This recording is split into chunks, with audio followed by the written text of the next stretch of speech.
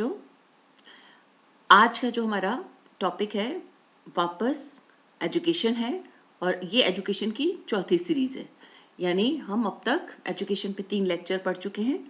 एक में हमने उसका अर्थ, परिभाषा, उसकी भूमिका को जाना था और बाकी के 2 में हमने उसके पर्सपेक्टिव्स को पढ़ा था।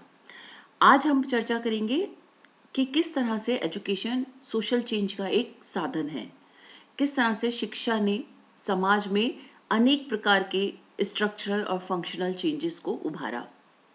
नो डाउट कुछ चेंजेस पॉजिटिव डायरेक्शन में हुए और कुछ चेंजेस नेगेटिव डायरेक्शन में हुए।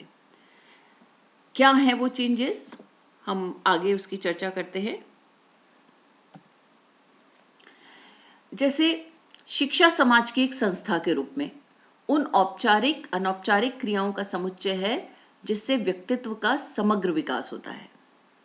यानी शिक्षा में औपचारिक क्रियाएं भी शामिल हैं, अनौपचारिक क्रियाएं भी, जैसे परिवार, पड़ोस, मित्र समूह, इनसे व्यक्ति अनौपचारिक शिक्षा ग्रहण करता है। वो जो कुछ भी दिन प्रतिदिन में व्यवहार करते हैं, क्रिया करते हैं, उनसे व्यक्ति अनौपचारिक रूप से शिक्षा ग्रहण करता है, पर शिक्षा तो वो भी है। उसी तरह से स्कूल, कॉलेज, इंस्टीट्यूट्स, इनमें व्यक्ति औपचारिक शिक्षा ग्रहण करता है। तो शिक्षा में औपचारिक अनौपचारिक दोनों क्रियाएं शामिल हैं और दोनों ही प्रकार की शिक्षा से व्यक्तित्व का समग्र विकास होता है। हम ये नहीं कह सकते कि केवल अनौपचारिक शिक्षा जरूरी है या औपचारिक शिक्षा जरूरी है। दोनों ही प्रकार की शिक्षा का कॉम्बिनेशन व्यक्ति का समग्र विकास करता है, तो दोनों ही आवश्यक होती हैं। दूसरी तरफ देखिए, सामाजिक परिवर्तन ऐसी प्रक्रिया है जिसके अंतर्गत समाज की संरचना में या उसकी प्रक्रियाओं की या तो को समग्र रूप से या उसके किसी एक अंग को संबंधित पक्षों के द्वारा विस्थापित या प्रतिस्थापित कर दिया जाता है, रिप्लेस कर दिया जाता है। अगर आप जैसे मानव शरीर का कोई अंग खराब हो जाता है तो आप उस अंग को, अगर वो ठीक ठाक हो जाता है दवाइयों से या कट छट करके, तो उसको वैसे ही कर दिया जाता है, अन्यथा उस अंग की जगह दूसरा कोई आर्टिफिशियल अंग रिप्लेस कर दिया जाता है। सेम समाज का जो स्ट्रक्चर है या फंक्शन है, उसके या तो संपूर्ण अंग को या फिर उसके संपूर्ण भाग को या फिर उसके किसी एक अंग को संबंधित पक्षों के द्वारा रिप्लेस कर दिया जाता है। तो परिवर्तन में नवाचार हो गया, इनोवेशन हो गया, आविष्कार हो गया, खोज जिसे आप अनुसंधान कह सकते हैं हो गया, ये सारी चीजें परिवर्तन में सम्मिलित होते हैं। अब इन दोनों को एक साथ जोड़कर पढ़ें कि शिक्षा और सामाजिक परिवर्तन, तो हम कहेंगे कि शिक्षा सामाजिक परिवर्तन का एक महत्वपूर्ण साधन है, एक महत्वपूर्ण सोर्स है, क्योंकि शिक्षा के माध्यम से ही नवाचार, आविष्कार, अनुसंधान जैसे कार्य संपन्न किए जाते हैं। अब परिवर्तन जो हुए वो पॉजिटिव डायरेक्शन में भी गए और नेगेटिव डायरेक्शन में भी गए। ठीक है, जैसे स्वाधीन भारत में शिक्षा तीव्र गति से विकसित हुई। यह मनुष्य को मानव संसाधन में बदल रही है, यानी ह्यूमन रिसोर्सेज में, और शिक्षा एक पूंजी के रूप में स्थापित हो गई। मनुष्य को उसने मानव संसाधन में कैसे तब्दील किया? जब मनुष्य शिक्षा के माध्यम से शिक्षित हुआ, जब मनुष्य को शिक्षा प्राप्त हुई, तब उसमें अनेक सारे कौशल उसने अर्जित किए। आपका भाषा की कौशल है, संचार का कौशल है, कम्युनिकेशन स्किल है, लैंग्वेज स्किल है, और बहुत सारी उसने मेंटल एबिलिटीज सीखी, है ना। तकनीकी ज्ञान प्राप्त किया, जैसे कंप्यूटर और मोबाइल और बहुत सारे डिवाइसेस पे काम करना सीखा। तो शिक्षा ने मनुष्य को मानव संसाधन में बदल दिया और उसे एक कैपिटल बना दिया। कैपिटल को आप किसी भी काम में इन्वेस्ट कर सकते हैं, री इन्वेस्ट कर सकते हैं, विनियोग कर सकते हैं। तो मनुष्य एक पूंजी में बदल गई। यानी शिक्षा ने आर्थिक विकास की प्रक्रिया में बहुत योगदान दिया। तो किसी भी देश या राष्ट्र के विकास के लिए जरूरी है कि वहां की अर्थव्यवस्था विकसित हो, वहां की अर्थव्यवस्था तीव्र गति से आगे बढ़े। तो शिक्षा ने ये काम बहुत तेजी से किया और उसने, क्योंकि मनुष्य को कैपिटल में परिवर्तित कर दिया, ह्यूमन रिसोर्स में परिवर्तित कर दिया, तो नेचुरली उस देश का आर्थिक विकास भी तीव्र गति से होता है। और क्या किया शिक्षा ने? शिक्षा ने शैक्षणिक केंद्रों के रूप में अनेक नगर विकसित किए। हम सिर्फ राजस्थान की अगर बात करें तो पिलानी, वनस्थली, अजमेर, कोटा इत्यादि ऐसे नगर हैं जो शिक्षा के योगदान के लिए या शिक्षा की भूमिका के लिए जाने जाते हैं। तो शिक्षा ने ही ऐसे बहुत सारे नगर बना दिए जो एजुकेशन सिटी, एजुकेशन हब के रूप में जाने जाने लगे। और किया औद्योगिक वृद्धि में शिक्षा की भूमिका है। औद्योगिक वृद्धि यानी इंडस्ट्रीज लगी, जैसे हमने कहा कि शिक्षा के लिए बहुत सारे नगर खोल दिए, तो शिक्षा को एक इंडस्ट्री के रूप में इस्टेब्लिश कर दिया। अगर हम कोटा को ही देखें, आप लोग सब कोटा में रहते हैं और कोटा से परिचित हैं, तो कोटा को एजुकेशन हब या कहें कि यहाँ पर बहुत सारी जो हैं कोचिंग सेंटर्स हैं, मेडिकल के, इंजीनियरिंग के, है ना। तो इसलिए इसको एक शिक्षा नगरी के रूप में जाना जाता है। प्लस उसके साथ जो जितने भी यहाँ के कोचिंग सेंटर्स हैं उन पर बहुत सारी इंडस्ट्रीज डेवलप हो गई, उन पर निर्भर। कौन कौन सी, जैसे हॉस्टल्स हैं, मेस हैं। तो धीरे धीरे कोटा जो है वो शैक्षणिक नगरी के रूप में विकसित हुआ, प्लस वहाँ बहुत सारी इंडस्ट्रीज डेवलप्ड हो गई जो इन शैक्षणिक केंद्रों पर निर्भर हैं। तो औद्योगिक वृद्धि में भी शिक्षा की महत्वपूर्ण भूमिका है। शिक्षा ने सुपर स्पेशलिस्ट को भी उत्पन्न किया। आप देखते हैं कि पहले जब शिक्षा इतनी ज़्यादा विकसित और व्यापक नहीं थी, तब एक ही डॉक्टर या एक ही चिकित्सक होता था, वो बॉडी के हर पार्ट का इलाज कर देता था। अभी सुपर विशेषज्ञ आ गए हैं, सुपर स्पेशलिस्ट आ गए हैं, यानी शरीर के हर एक अंग के लिए अलग अलग डॉक्टर होता है। जैसे आँख, नाक, कान का, है ना, हार्ट का, स्किन का, हड्डियों का, बच्चों का डॉक्टर अलग, महिला का डॉक्टर अलग। तो हर तरह के जो अंग है बॉडी के, उन पार्ट्स के लिए अलग अलग विशेषज्ञ आ गया। तो हम कहेंगे सुपर स्पेशलिस्ट को भी शिक्षा के माध्यम से लाया गया। और क्या हुआ? शिक्षा के माध्यम से भारत ने विज्ञान और प्रौद्योगिकी यानी साइंस और टेक्नोलॉजी के क्षेत्र में प्रवेश किया। जितना ज्यादा मनुष्य शिक्षित होता गया, साइंस और टेक्नोलॉजी के क्षेत्र में उतना विस्तार होता गया। आज आपके सामने है, आज हम बहुत सारे काम जो हैं वो टेक्नोलॉजी के माध्यम से करने लगे हैं। मनुष्य को टेक्नोलॉजी ने रिप्लेस कर दिया है। बहुत सारी फैक्ट्रीज में, बहुत सारे कारखानों में, आपके किचन में, घर में, हर जगह अब बहुत सारे काम टेक्नोलॉजी के माध्यम से होने लगे हैं। तो शिक्षा ने ही साइंस और टेक्नोलॉजी को विस्तार दिया। शिक्षा ने ग्रामीण प्रतिभाओं को नगर में और नगरीय प्रतिभाओं को एक देश से दूसरे देश में भेजा, यानी ब्रेन ड्रेन हुआ। शिक्षा लेकर जो गांव का व्यक्ति था वो नगर की तरफ शिक्षा प्राप्त करने के लिए, और शिक्षा प्राप्ति के बाद भी वो गांव से नगर की ओर गया। और नगर में जो शिक्षित लोग थे या प्रतिभाएं थी, वो धीरे धीरे एक देश से दूसरे देश यानी विदेशों में जाने लगी। तो जो ब्रेन ड्रेन हुआ वो शिक्षा का ही परिणाम है। अपनी महत्वाकांक्षाओं के कारण व्यक्ति एक जगह से दूसरी जगह और दूसरी जगह से दूसरे शहर और राष्ट्र जाने लगे। नेक्स्ट, भारतीय लोकतांत्रिक प्रक्रिया को भी शिक्षा ने आधार दिया। प्रत्येक राजनीतिक संस्था को लोगों के साथ जोड़ने का काम भी शिक्षा ने किया, यानी जो पॉलिटिकल सिस्टम है उसको समझना। बहुत सारी चीजें जब आप शिक्षित हो जाते हैं तो राजनीति क्या है, कैसे होती है, राजनीति कौन कौन से राजनीतिक दल हैं हमारे यहाँ, उनके क्या जो है मकसद है, उनकी विचारधाराएं क्या हैं, ये सब शिक्षा के माध्यम से व्यक्ति सीखता है। तो जो लोकतंत्र है, डेमोक्रेसी है, उसको जो आधार दिया है या मजबूती दी है वो शिक्षा के माध्यम से ही मिलती है, क्योंकि लोकतंत्र जनता का, जनता द्वारा, जनता के लिए का शासन होता है। तो नेचुरली अगर वहाँ के जनता या नागरिक शिक्षित होंगे तो वो लोकतंत्र को अच्छे से समझ सकते हैं और उसको मजबूती दे सकते हैं। वो अपनी राइट्स क्या है, ड्यूटीज क्या है, इनको अच्छे से समझ सकते हैं और अपना रोल प्ले कर सकते हैं। जीवन की गुणवत्ता और जीवन स्तर में सुधार भी शिक्षा के द्वारा संभव हुआ। जो क्वालिटी ऑफ लाइफ है वो कब आई? शिक्षा के द्वारा। आपके बातचीत के तरीका, आपका रहन सहन का तरीका, आपके रोजगार प्राप्त करने का तरीका, ये सारी चीजें मनुष्य में शिक्षा के माध्यम से आई। और शिक्षा ने जो अच्छा काम किया वो ये किया कि शिक्षा ने रूढ़ियों और प्रथाओं के विरुद्ध लोगों को प्रोत्साहित किया, उनमें उत्साह भर दिया कि वो जो पुरानी रूढ़ियां और प्रथाएं हैं जो मनुष्य के खिलाफ हैं, उनको वो परिवर्तित कर सके। तो जातिवाद, लैंगिक असमानता यानी जेंडर डिस्क्रिमिनेशन, कास्टिज्म, बाल विवाह, चाइल्ड मैरिज, चाइल्ड लेबर, सती प्रथा, मानवाधिकार, ह्यूमन राइट्स और दहेज प्रथा, ये ऐसी रूढ़ियां और प्रथाएं जो सदियों से चली आ रही थी और लोगों ने इन्हें अपना भाग्य मानकर इनके साथ निर्वाह करना शुरू कर दिया था।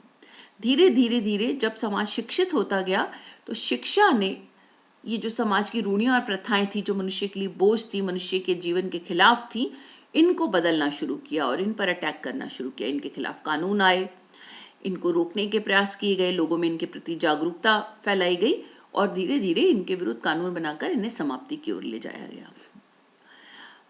पर्यावरण संरक्षण है, स्वच्छता है, स्वास्थ्य है, जल संरक्षण है, ये बहुत सारे ऐसे सामाजिक और पर्यावरणीय मुद्दे हैं जिनके प्रति जन चेतना उत्पन्न करने में भी शिक्षा ने महत्वपूर्ण भूमिका निभाई। यानी शिक्षा जो है वो मनुष्य को उनके सारे कर्तव्य और अधिकारों के साथ साथ ऐसे मुद्दों के प्रति भी जागरूक करता है जिनसे उसका भविष्य तय होता है कि भावी जीवन कैसा होगा या भावी जीवन सुरक्षित रहेगा कि नहीं रहेगा। तो उसके जीवन को निरंतरता प्रदान करने वाले जो पक्ष हैं उनमें भी शिक्षा ने महत्वपूर्ण भूमिका निभाई। महिलाओं, बच्चों, दलितों, अल्पसंख्यकों को विरुद्ध होने वाली हिंसा, शोषण, दुर्व्यवहार, इन सबको रोकने के लिए भी शिक्षा ने बहुत सारे आंदोलन चलाए। यानी शिक्षा ने ही आपको इन सब चीजों के बारे में जागरूक किया और व्यक्ति को इनके विरुद्ध आवाज उठाने के लिए तैयार किया। अब देखिए, ये तो अभी तक जो आपने देखे वो शिक्षा के पॉजिटिव चेंजेस थे, यानी शिक्षा ने कहां सकारात्मक भूमिका निभाई। शिक्षा अपने आप में नेगेटिव नहीं है। शिक्षा का यूज या मिसयूज कहाँ हुआ वो नेगेटिव और पॉजिटिव बनाती है। तो कुछ हम नकारात्मक परिवर्तन की भी चर्चा कर सकते हैं। जैसे शिक्षा ने समाज में असमानता फैलाई या असमानता को तीव्र कर दिया। असमानता कैसे हुई? जैसे ज्यादा शिक्षित हैं, कम शिक्षित हैं, जैसे हमने लिखा कि गैर साक्षर है, कोई बिल्कुल पढ़ा ही नहीं है, कोई अर्ध साक्षर है थोड़ा बहुत, और कोई साक्षर है, कोई शिक्षित है तो कोई उच्च शिक्षित है। तो शिक्षा ने भारतीय समाज में एक तो असमानता की प्रक्रिया उत्पन्न कर दी। फिर शिक्षा एक उद्योग के रूप में उभर कर आया। जैसे हमने पहले भी बात की थी कि शिक्षा एक इंडस्ट्री में कन्वर्ट हो गया। जब तक शिक्षा जो था एक इंडस्ट्री नहीं बना था, तब शिक्षा का उद्देश्य था मनुष्य के समग्र व्यक्तित्व को विकसित करना, उसको एक सामाजिक, एक आर्थिक, सांस्कृतिक पूंजी बनाना। लेकिन धीरे धीरे जब इसका व्यवसायीकरण हुआ, निजीकरण हुआ, तो ये एक उद्योग में कन्वर्ट हो गया। अब लोग अपने फायदे के लिए शिक्षा से जुड़ते हैं, शिक्षा का व्यापार होना शुरू हो गया, शिक्षा का बाजार खड़ा हो गया, मार्केटाइजेशन ऑफ एजुकेशन हो गया। ठीक है, तो अब जो शिक्षा जगत को इस्टेब्लिश करता है वो उसके ओनर हैं। जो निजीकरण हुआ तो जो जैसे उद्योग के मालिक होते हैं कारखाने के, ऐसे ही वो मालिक हैं। और शिक्षक जो है वो उत्पादन करता हो गया और विद्यार्थी जो हैं वो उपभोक्ता हो गए। तो जो मालिक जिस तरह का जो है प्रोडक्ट चाहता है वैसे ही शिक्षा देने के लिए वो उनको तैयार करता है, उसी तरह की शिक्षा कि वो उसके समर्थन में या उसके काम आने वाली एक पूंजी के रूप में तैयार हो सके। दूसरा, निजीकरण होने से शिक्षा बहुत महंगी हो गई।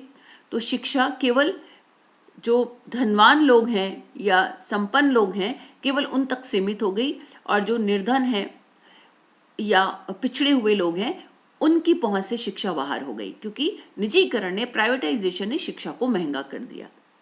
ठीक है, फिर शिक्षा का वर्गीय चरित्र उभरा। जैसे अभी हमने बात की, तो केवल कुछ वर्ग के लोग, जैसे उच्च वर्ग हैं और मध्य में भी जो उच्च वर्ग है, केवल वही जो है शिक्षा तक पहुंच पा रहे हैं। तो शिक्षा का एक वर्गीय चरित्र उभर कर आ गया कि इस वर्ग के लिए ये प्रकार की शिक्षा सिंपल ट्रेडिशनल शिक्षा है, हिंदी मीडियम शिक्षा है ना।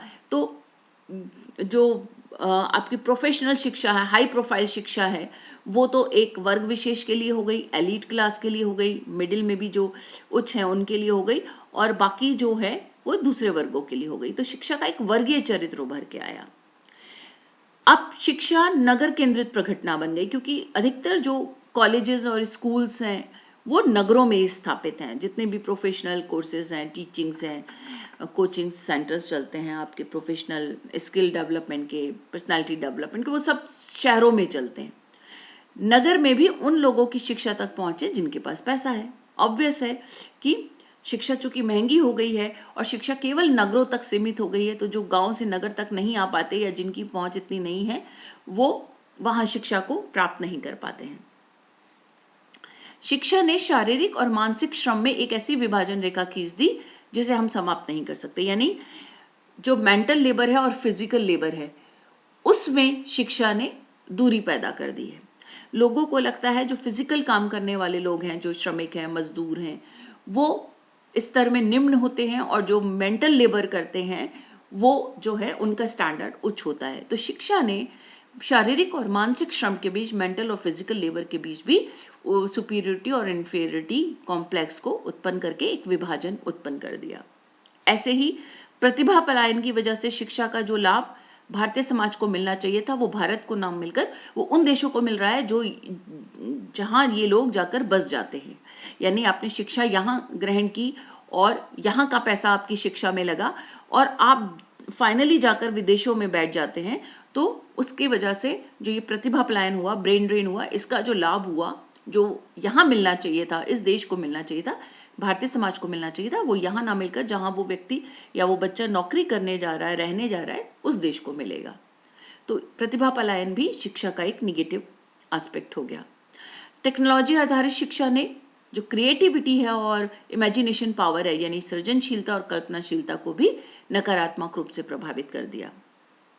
जैसे अब टेक्नोलॉजी है तो टेक्नोलॉजी से जो क्रिएटिविटी है वो समाप्त कैसे हो गई। जैसे अभी आप देखिए कि गूगल गुरु है, लोग गूगल के पास जाते हैं, कोई भी काम या होमवर्क या टास्क मिलता है बच्चों को, वो गूगल की सहायता लेते हैं। और पहले क्या होता था, सोच विचार करते थे, डिस्कशंस करते थे पेरेंट्स से, अपने मित्रों से, और फिर अपने दिमाग में कुछ नवाचारी काम करते थे और अपनी कल्पना और क्रिएटिविटी के आधार पर उसको मूर्त रूप देते थे।